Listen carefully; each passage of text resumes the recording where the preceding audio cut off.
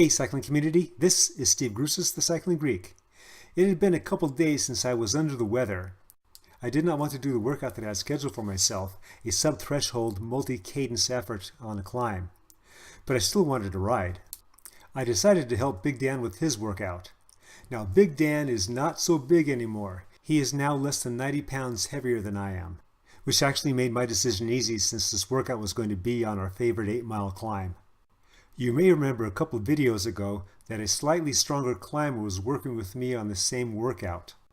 Having us work together benefited me greatly, and also helped him a lot too. The difference between myself and that rider, climbing-wise, is much smaller than the difference between the climbing abilities of myself and Dan, which makes it easy for me so I didn't have to go so hard. The workout is as follows.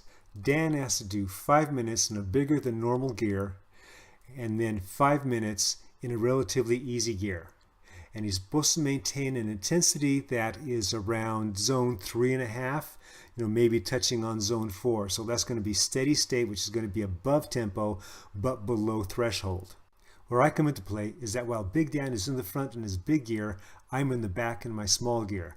After 5 minutes, I yell switch. I go to the front in my big gear. Dan goes to a small gear behind me. I keep the speed up. So Dan is forced to keep the intensity up to stay on my wheel. We do this all the way up, and it lasts for about an hour and 4 minutes plus.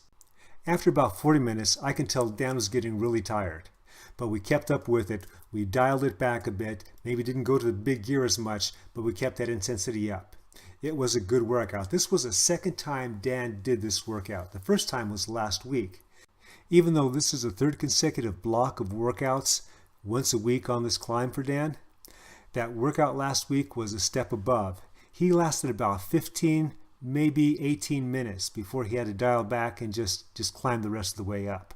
And that is to be expected. That often happens to me when I kick up my training on a following block to a more intense workout. That first week I may not be able to complete all of it, but the second week I can.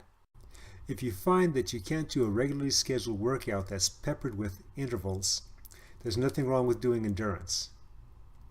Because we're on a climb and it's Big Dan, I was able to ride mostly endurance pace going up that climb while still helping him with his workout. For me, that was much, much better than riding solo endurance. I hope you liked this video. If you did, give it a thumbs up. Comment below, have you ever been in this position?